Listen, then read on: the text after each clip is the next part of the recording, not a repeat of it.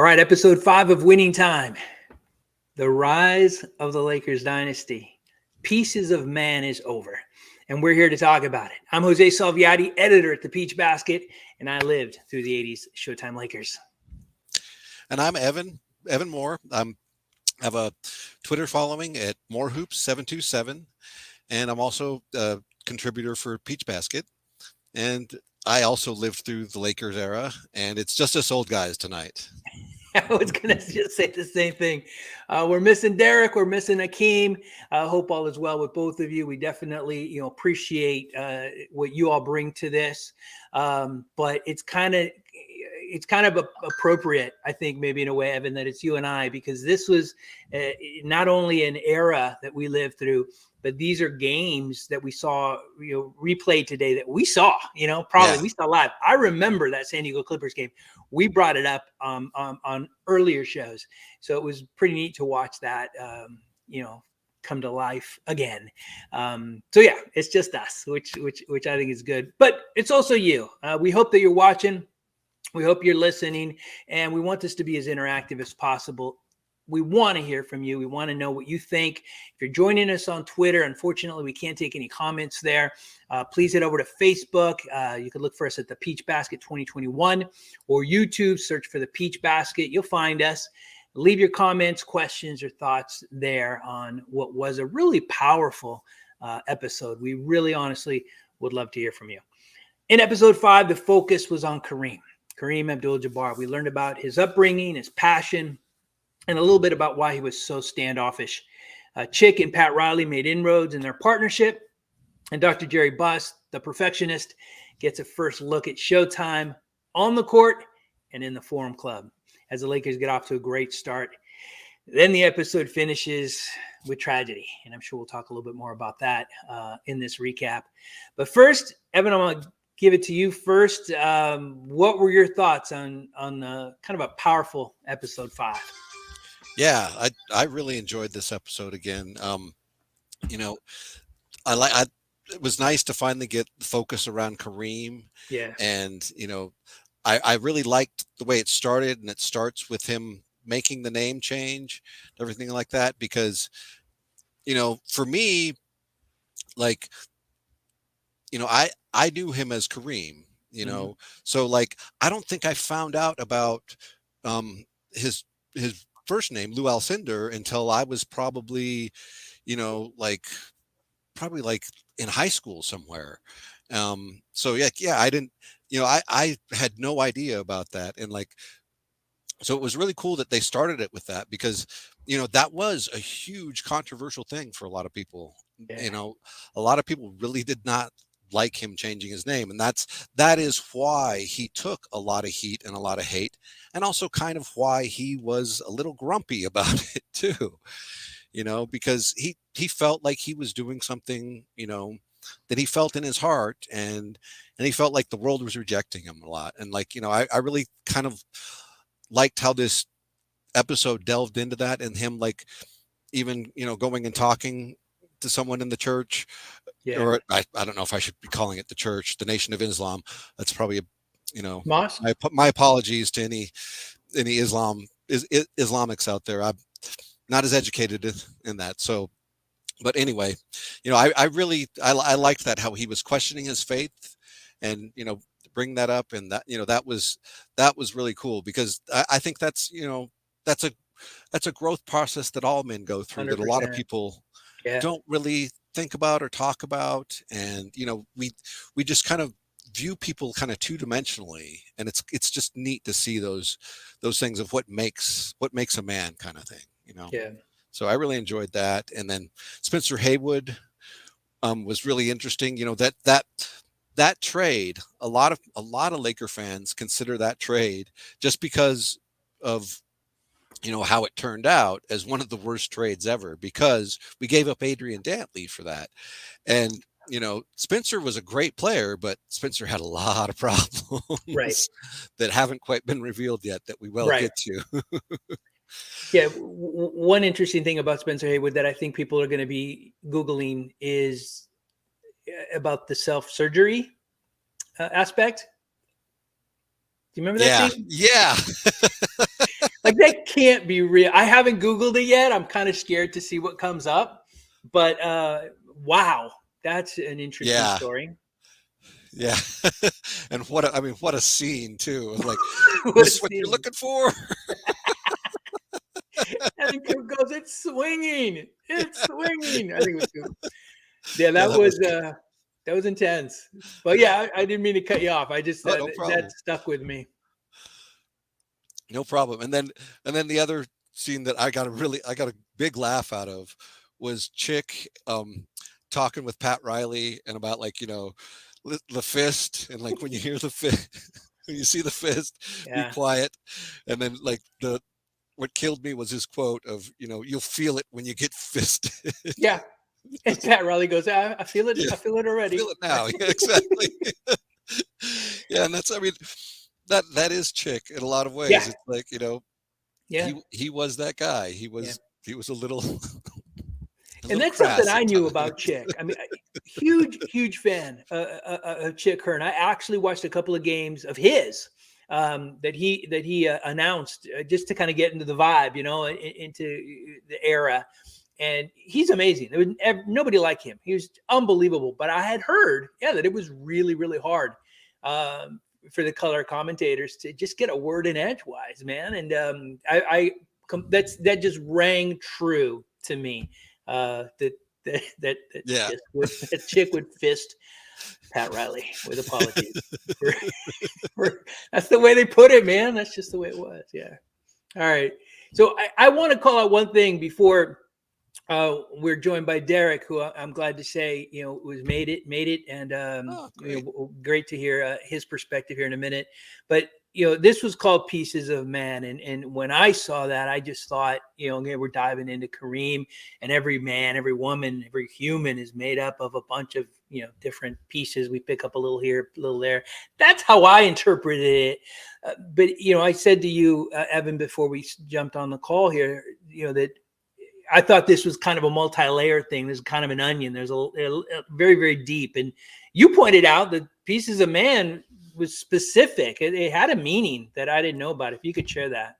Yeah, that's an album by Gil Scott-Heron, and it was, a very important and powerful album for the civil rights movement. It was, he had a lot of stuff to say about um, America and Mm, about the situation of Black people at the time. And so, yeah, that album is very tied into really who Kareem is as a person in a lot of ways. So, and if you watch the little things at the end where Rick Fox is talking to some of the people, he actually had one of the, I can't remember if he was a writer or a showrunner, but he was talking with him, and he was talking how he specifically, used that, with Gil Scott-Heron in mind, and the tie-in, specifically because of Kareem. And so, yeah, I thought that was really cool. Like, yeah. he's a little before my time, but I do really enjoy his music, and I'm familiar with that album, and yeah, it was really cool. And there was another album. I guess if it wasn't a song on that one, "The Revolution Will Not Be Televised." That's something Yes, else you that called is. out. Sorry, yes, that is a song on that album as There well. you The go. revolution will not be televised, and that's a quote, as well as a song that a lot of our generation, I'm sure, is familiar with. They probably don't necessarily know Gil Scott-Heron, but I'm sure they've heard that quote before, Yeah, I and know that's I where it have. comes from. Yeah, I know I have. Wow. All right. Great. Great overview. You have what I thought was a really powerful episode. We'll bring in Derek now to get his thoughts. Hey, Derek, good to see you. apologies Hey, for starting without you, man, but we're glad you're here. Thank you. yeah, no, thank you guys for having me. 100%.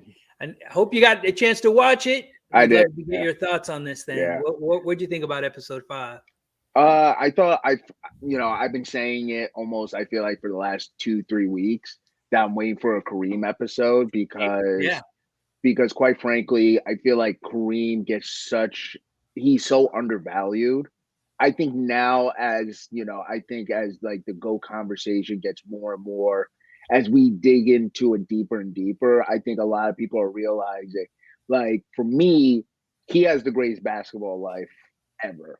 Like it can what he did in high school, in college, and in pros will never be duplicated because he lost 3 times in high school. He lost, I think it was twice in college, 1 or 2 times in college, and then we all know his NBA career.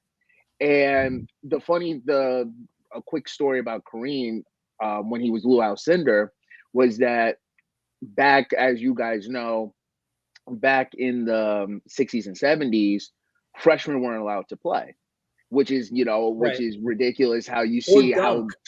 well, yeah. And a lot of that is because of Kareem, of Lou Alcindor at the time.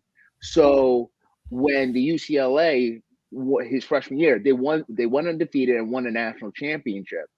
They scrimmaged the freshman team, Yeah. which had Kareem, and they lost. Yeah.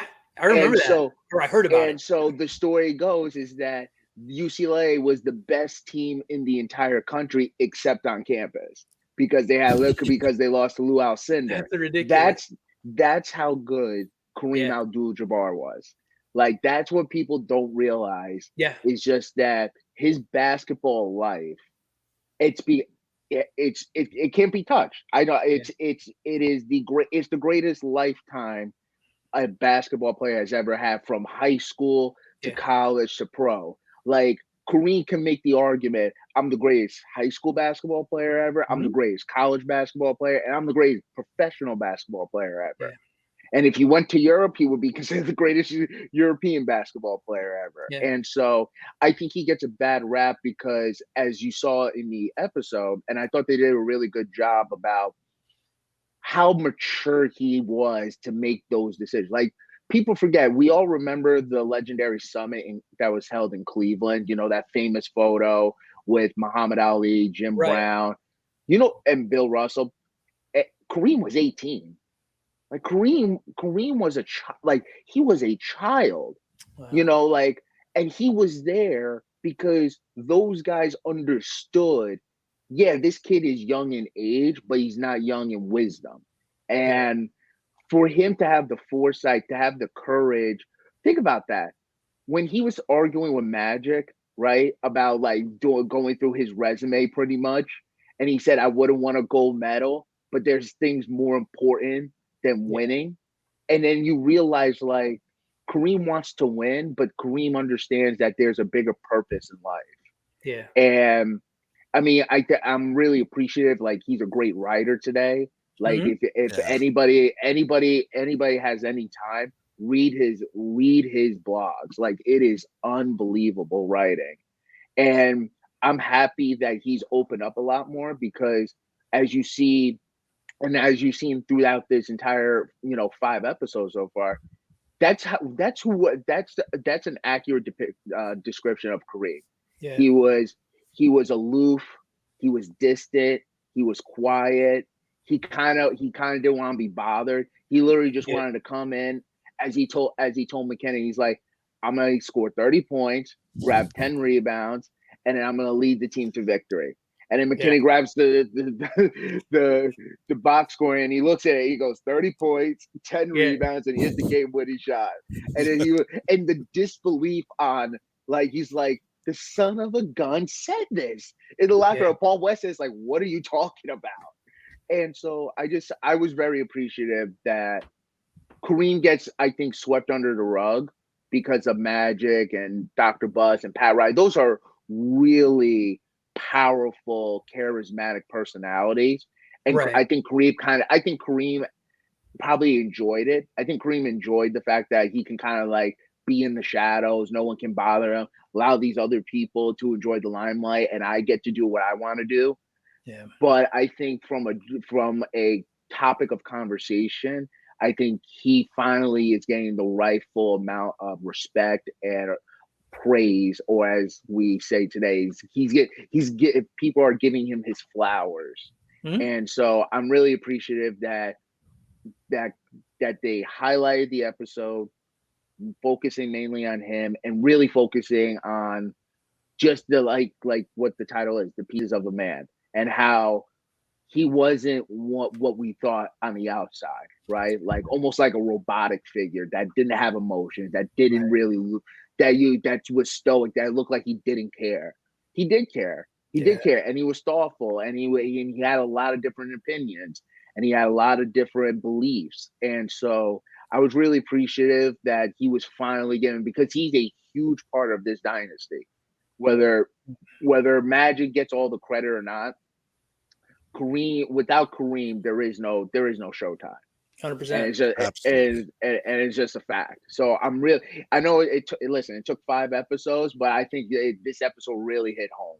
I Yeah. think it was almost a really good way to kind of almost recenter the viewer, saying like, yeah, this is like over the top, this is glitz and glamour, this is kind of like what the exaggerated version of what this is.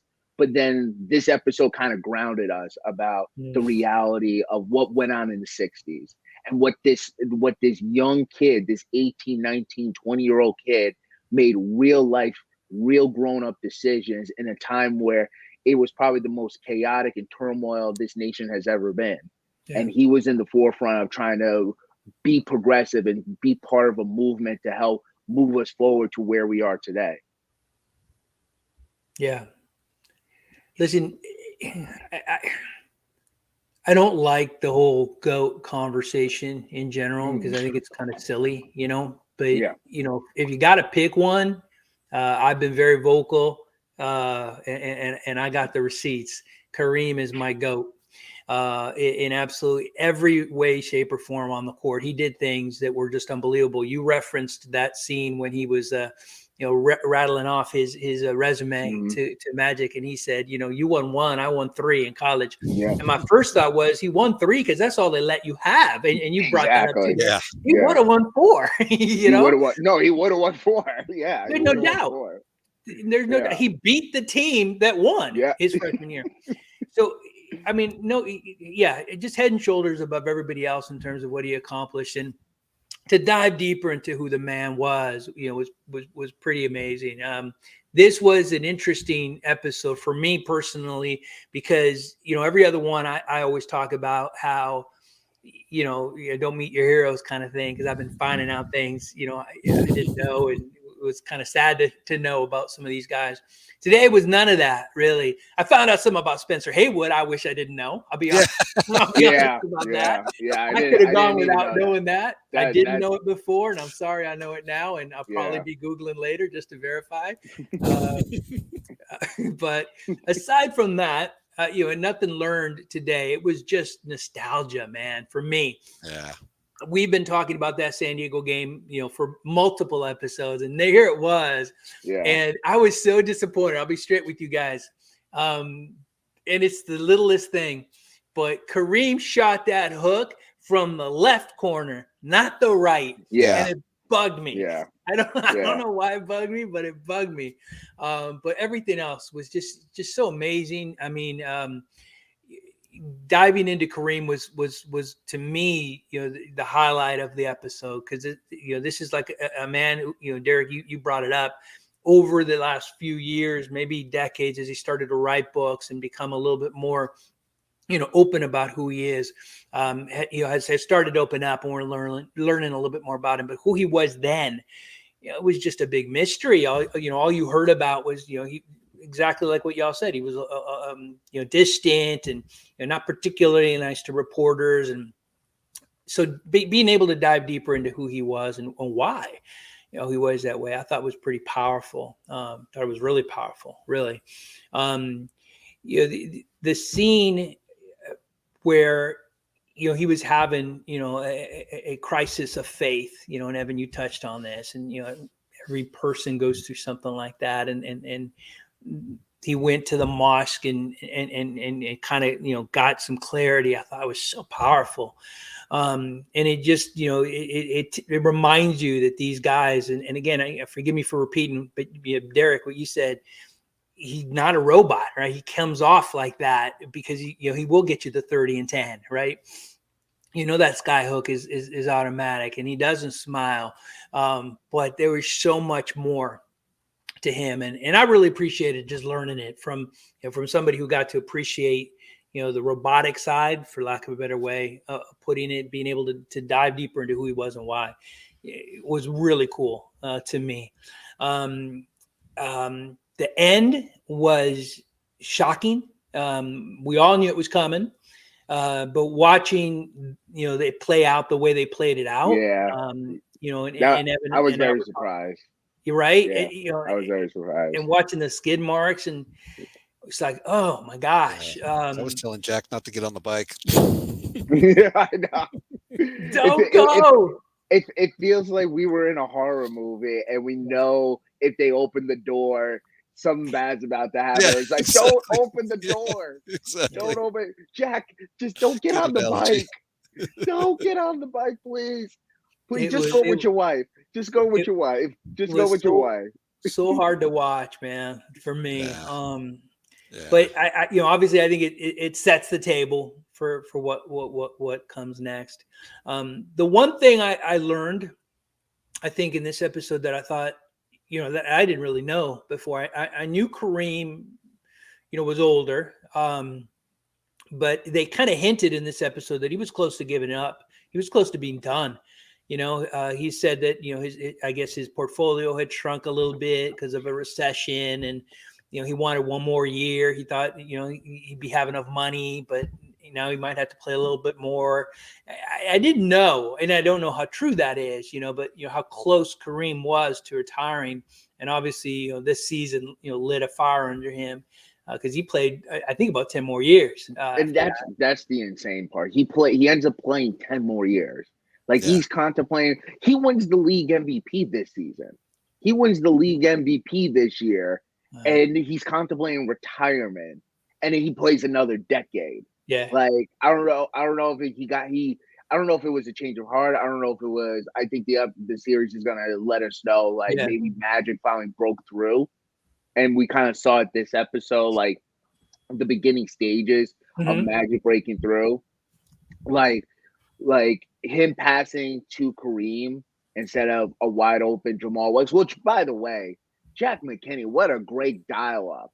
He called it right. He called it right because he said Jamal's going to be wide open in the corner. And guess what happened? Jamal Wilkes was wide open in the corner, and Magic threw it to Kareem because he was trying to be a leader by saying, if I pass it to Kareem, I think Kareem's going to trust me, that no matter what, I'm always going to have his back, that I'm not going to be the teacher's pet, so to speak.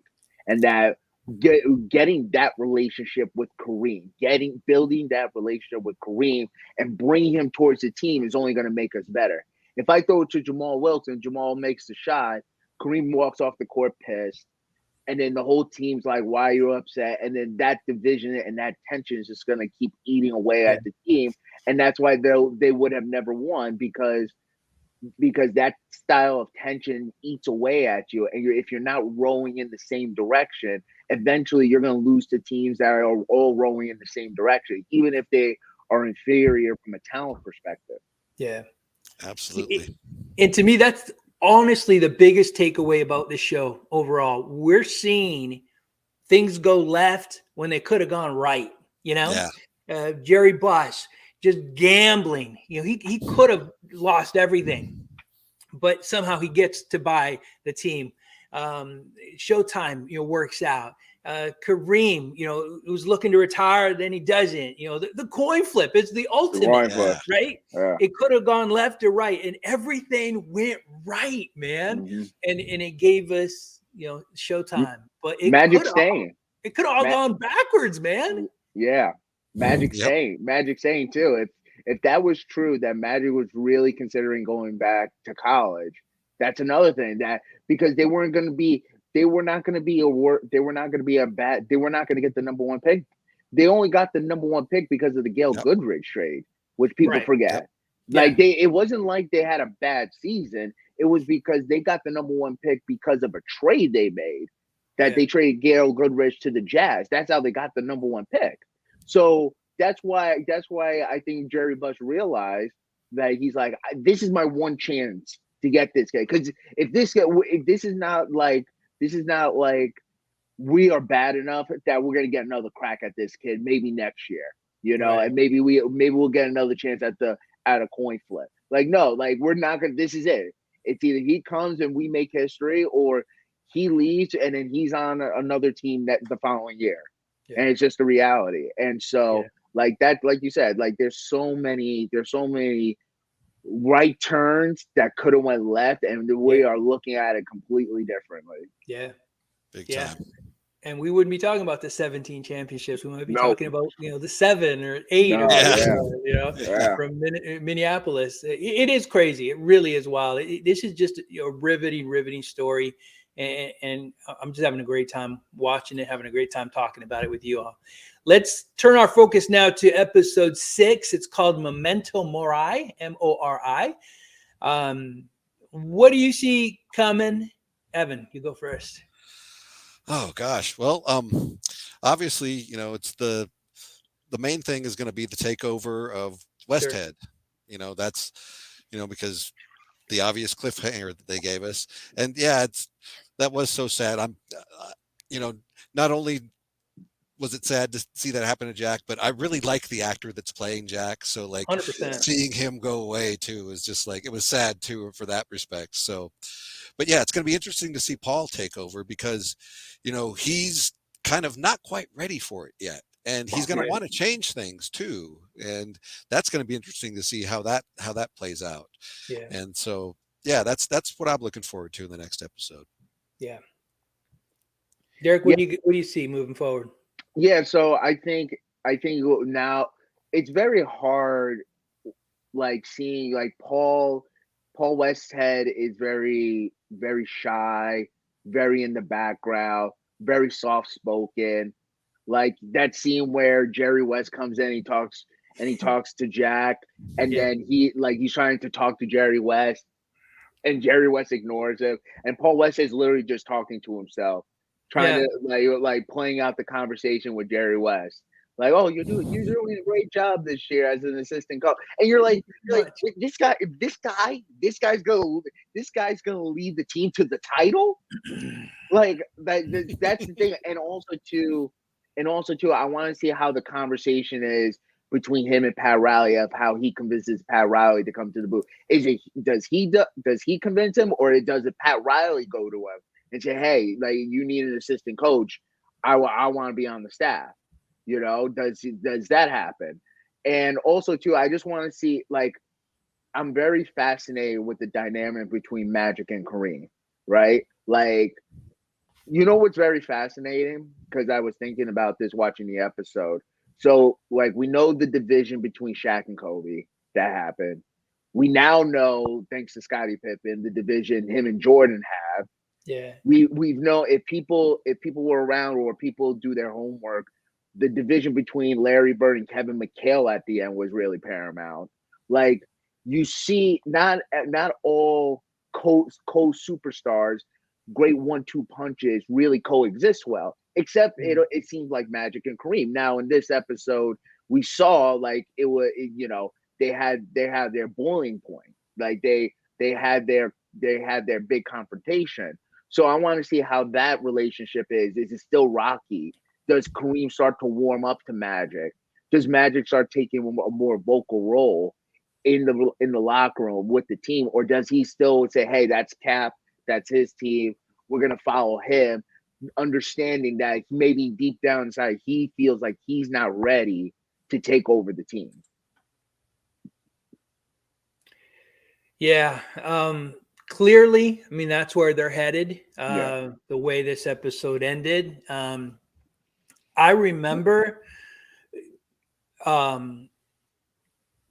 Westhead as a coach. I mean, that was, I've said before that, this whole era happened as I was becoming a self-aware human being. I don't remember McKinney much. I remember the games, certainly the Clipper game. But Westhead is the first coach I remember watching. And I remember, something happening, which I've alluded to before in earlier episodes, where he tried to turn McKinney's offense on its head a little bit. He tried to go even more crazy, doing things that we see in the NBA today with guards, setting low post picks and stuff. But Norm Nixon, as a 6'1" traditional point guard, didn't like being down in the low post, banging with the likes of, Dave Cowens or, I can't think of anybody else, Nate Thurman off the top of my head. And that was part of why, he ended up getting moved on. At least that was what I remember. So it'll be really interesting now, to kind of in the next episode, hopefully see what I remember, what I always thought was factual, and to see how, how close to facts it was. So I'm excited, to see that and to, continue to see this team evolve. All right. We do this every episode. It might be a little harder this one because the focus was on Kareem, but we're still asking the question, Evan, who was your winner in tonight's episode 5? And do you have a favorite scene? Doesn't have to include your winner, but do you have a favorite scene overall? Gotcha. Yeah. My winner for this is Kareem because it was focus was on him, and it was cool to see the focus on him. And but my favorite scene was actually a funny little one that we haven't talked about yet, was where Jerry Buss is there and being shown the Laker girls for the first time, and with a modern dance choreographer, and he's just kind of not feeling it, and just come on, I want these girls to dance a little sexier. And then one of the girls starts dancing a little sexier, and it was really funny to me because I was like, oh, I know who that is. That's Paula. So yeah, that was my favorite scene of the night. Yeah, great scene. Nothing else to add, man. Derek, first of all, who's your winner, and do you have a favorite scene? So I agree with Evan. I think the winner of this episode is Kareem, but I'm gonna throw a dark horse winner. He did not get a lot of airtime, but when he was in this episode, he was unbelievable. And that's Spencer Haywood. He came in, and he stole the show. Even when I want people to understand, this is played out in 1980, right? 1979, 1980. He's talking about Kobe Bryant and LeBron James about how they went one and done. They went straight out of high school, and it was a great history lesson for everybody who did not know about. He was the one. He was the first one to come straight out of high school and take the NBA to court and win, so that they allow guys who can come straight out of high school, because Moses Malone famously did that as well. Mm-hmm. It was such a groundbreaking thing that he does not get the credit that he was actually the first one to do it. And then all the crazy stories, all the crazy Spencer Haywood stories. It's almost like he was a little bit like Dennis Rodman before Dennis Rodman. This feels like the precursor. This feels like Spencer Haywood was the Dennis Rodman of the 70s, where he came into the locker room, and you're just like, you think about it, when Jerry West, said we can get Spencer Haywood, what's the first thing McKinnon said? He goes, "Is his head on straight? Because I don't need a superstar, I need a role player." Right. And so right there, it wasn't about ability, it was about mentality. And then he walks in, and this is how I knew he was going to win the episode. Kareem likes him. Kareem came in, and he hugged Kareem, and all of the Lakers were shocked. They're like, Kareem just hugged somebody? That's why I was just like, hey, that's how Spencer Haywood's my winner. Spencer Haywood's my winner. Yeah. And then my favorite scene was all because of the. Sorry, I didn't mean to interrupt you. I was going to say that bond was all because of him standing up and being the groundbreaker. That was Kareem admired that in him, and that was the big reason they had that bond. So anyway, didn't mean to interrupt you. Sorry. No. I love that, because you're absolutely right. Think about that. Kareem didn't smile, didn't show emotions to any of those Laker teammates, and then the second Spencer Haywood walks in, he's like, my brother, because Kareem respects and loves people who are selfless and are willing to fight for things that are really important. And then my favorite scene, or the best scene, it was a small scene, and I don't know how true it was, but I thought it was absolutely hilarious. They got Kobe Bryant in. They were like, well, Joe Jellybean Bryant is guarding Magic on the inbound, and then they do an unbelievable is like, and his son Kobe Bean Bryant is, yeah, Kobe. That's such a weird name. And then it cuts to a baby Kobe crying, and then the caption goes, it freezes, and the caption goes, "Put me in, coach." which to me is so funny. Knowing his rookie year, that's why he hated Del Harris with a burning passion, because Del Harris refused to put him in the games. So I thought that was a great like foreshadowing, where you go, hey, Magic's gonna be this generation's, icon franchise Laker player, and then the next one is literally in the stands for the first ever NBA game. So I thought that was pretty cool. Yeah.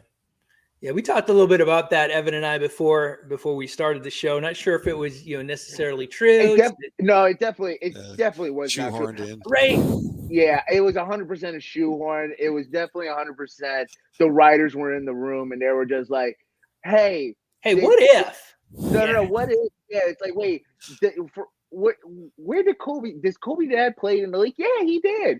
What team was that? Oh, he did play for the San Diego Clippers that year. You know what? Let's try to shoehorn him in. Why not? Why not? It was a great connection. Yeah. Laker, present, Laker future. I loved it. I thought it was cool.